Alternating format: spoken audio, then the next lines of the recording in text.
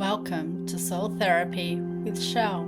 I am Chelle Griffin and I practice as a soul doula. I combine therapeutic knowledge and lived experience with a healthy dose of spiritual exploration. Feel welcome to join me as we learn and grow together, exploring the magic and wonderment of experiencing life on earth as a spiritual being.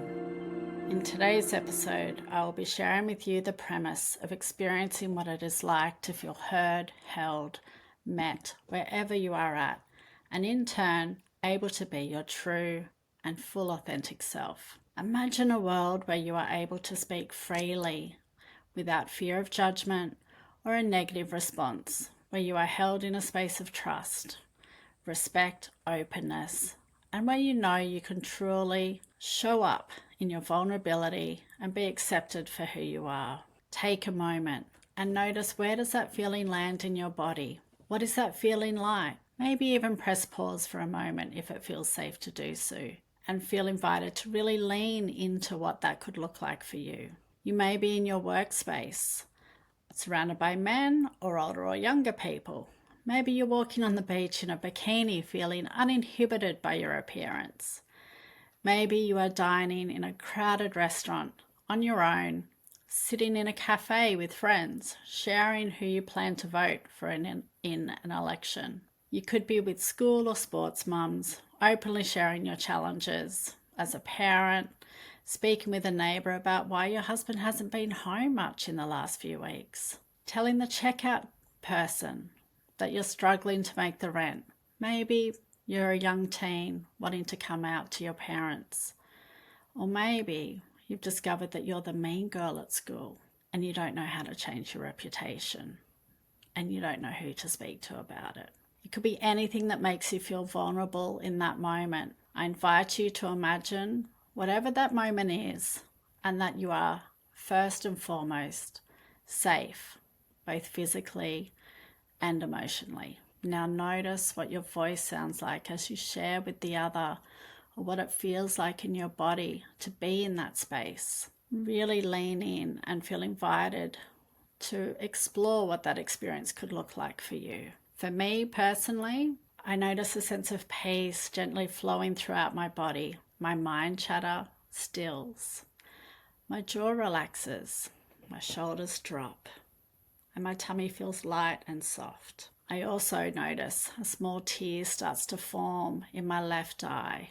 And that's my feminine side, which is really relevant right now. My voice softens and slows down, losing its sense of urgency to be heard. And instead there's a knowing that I am held, I am received, and I'm not being judged. This is what one can experience in a co-created and professionally facilitated women's circle.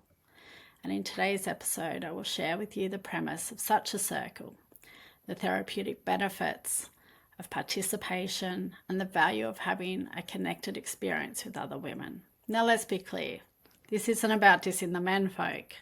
We love the men. However, for the most part, the masculine line has a different focus. They generally want to problem solve. And as we know, women tend to feel a stronger desire to be heard, to be held, and acknowledged first and foremost. Often, the women, we just want to verbally release and process our thoughts and feelings before putting them in a sense of order and considering what the solutions might be.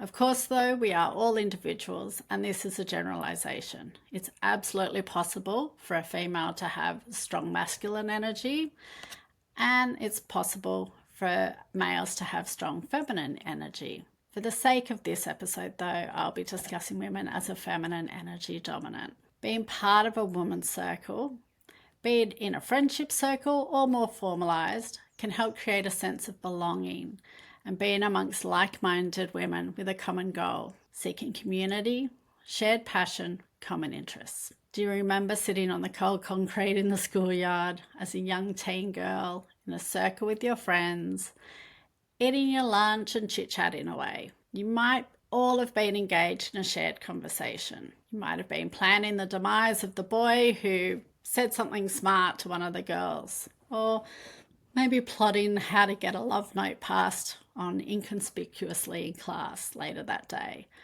Or maybe you're all deciding what to wear at the next school dance. And there's the side conversations, the in-depth discussions with your bestie next to you about an upcoming birthday pool party, whether or not you'll have your period and what swimmers to wear. Did you give it much thought back then about what you shared in those moments? Did you censor yourself? Did you hold back, just play along to be part of the crowd, but not wanting to stand out? Did you feel a sense of acceptance and freedom? So fast forward a few years, maybe standing around, the old proverbial water cooler at the office. And you're all talking about the latest sitcom episode or who went out with who after work drinks on the Friday night. There's that need to feel a part of a group. Even when the talk was uncomfortable or not something you quite believed in, there was still that desire to feel like you belonged, that you were part of something beyond yourself. Our friendships form through circumstance, the many different phases we go through life. They may have initially been orchestrated by our parents, meeting in the school playground, being sat next to each other in class, and a kind of haphazard, okay, you'll do, and there begins a friendship. Sometimes not a lot of thought goes into it when you're that young. Maybe you're sitting next to each other in soccer training or dance class, and you just fall into each other's company. But that desire to pair up, to feel like you have found your person, begins at a young age. And of course, Disney helps cement that belief that you aren't anybody if you are on your own, which is absolute hogwash. Self-love is paramount before we can partner up, but I'll save that for another episode on another day. Back to the beauty of women's circles. Whether it's to be formalized or not, the energy of being in connection with others can really shift our mood in an instant. And this can go in either direction, into the depths of despair, insecurity, anger, resentment, loneliness, or towards a sense of peace, connectedness, camaraderie, satisfaction, and fulfillment. Being in a facilitated women's circle indicates each woman is welcome in just the way they are. They are held, honoured, and treated with respect. The facilitator withholds judgment. The facilitator is there to guide the group through establishing connection, through shared themes, and to hold the group when fractures arrive. These groups imitate life at work, within our immediate families, within our friendship circles, within our community groups. A women's circle is a playground to practice, explore our boundaries, get to know ourselves and how we live life in relation to others and to ourselves. Informal women's circles can be just as nourishing and a rich learning playground too. The main difference though is that it's every person for themselves and no one person is consistently advocating for everyone's experience to be authentic and one of growth. So one thing we don't get taught in school like a math subject is how to relate and communicate with others. We learn instead through observation, and depending on our role models and surrounding environment, we may not always learn to articulate ourselves in a respectful, kind, heartfelt, and open-minded way. We aren't really taught how to actively listen. That is, to listen to understand, rather than listening to respond. So it's quite natural that we go through our teen years feeling like we aren't quite getting the nuances or responding defensively, walking on eggshells, running away, or feeling crippled and frozen with fear, not knowing what to say or how to be. So eventually we just close off and shut others out. Remember, we all have our own lived experiences of being in relationship and friendship with others. So it's only natural that we see others through that lens, that perspective. And that may not always be what is truly occurring. That's where we can be invited to take a little step back before engaging. Be curious, observe, ask considered questions, and speak from the heart, still being open to the other person's response, as they will be attaching meaning based on their own lived experience too. And remember, we're all human. We're all doing the best we can. So no wonder chaos and misunderstanding can arise, even in adulthood. So we go with grace, with forgiveness. Try not to let this put you off being in a woman's circle.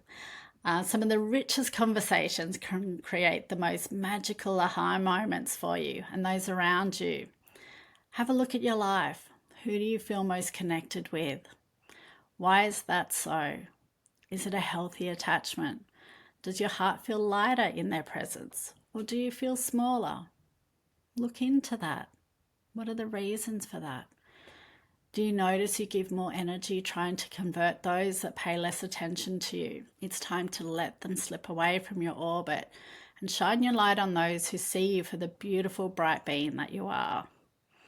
It doesn't make them wrong, bad, or even evil in any way.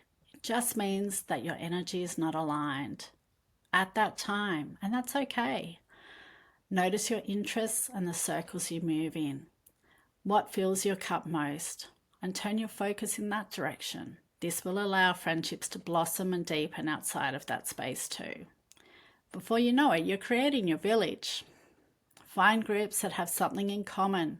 A book club, an early morning walking group, a meditation class, a sporting team.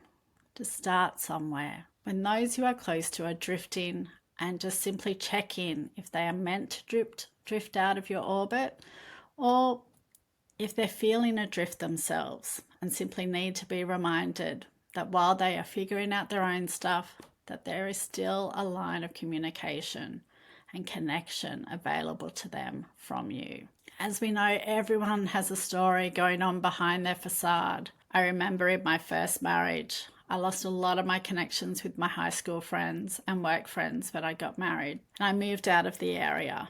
Imagine the frog in a simmering pot, completely unawares he is slowly boiling and slowly dying. This was my experience in that relationship, and I allowed myself to be convinced that my friends didn't value me in the same way that my partner did. Slowly but surely, those friendships were really hard to maintain, especially with me believing that they weren't genuine connections. Little did I know at the time I was experiencing social isolation through coercive control. Little did I know at the time I was experiencing social isolation through coercive control. Of course, if my friends came in guns blazing and demanding I leave that relationship, then I would have cut them off in hurt and anger. I would have been encouraged to do so by my partner, and I would have felt betrayed, as it would have meant allowing my friends to control me rather than my partner. And I really just needed to figure it out for myself and take back control in my own way and my own time. What I really needed was a continual open line of love and communication, so that when I did become aware of my circumstances, I would have someone to reach out for support. So pay attention to your friendships. Just notice those around you. Is the drift organic, or do you sense that there's something larger at play? A really great way to maintain connection is creating a routine with that friend around a common shared interest. Meet on a regular basis and keep it super easy and simple for them to show up, so as not to cause alarm to their partner or whoever they are struggling with. A simple coffee one morning a week in their fave cafe, a walk on the beach, a movie night together. Just something that keeps you connected in a safe and easy way. No need to push for information when you are together. Just provide the space so that you should be there for them should something go wrong, and that you are always there to listen. Those that know me well know that my friends are also my family. I have some beautifully connected, fun, deep, light-filled friendships with women who I share things in common, be it interests, beliefs, and values. I find time to nurture these connections. It means something to me, so I make effort, but it doesn't really take a huge amount of effort. It's just being in communication. It's simply an energy exchange where we all feel mutually held and aligned. I recently had a new acquaintance inquire if my husband is okay with me going on a girls' weekend. Oh, hell yes. He knows that one person can't meet 100% of my needs 100% of the time. It's not his job. It's my job. It's healthy for us to each have our friendships, our couple friendships, our family time, our one-on-one time. It's all part of living a life of balance, creating a harmonious and solid foundation and modeling to our kids that happily ever after isn't a given when you partner up.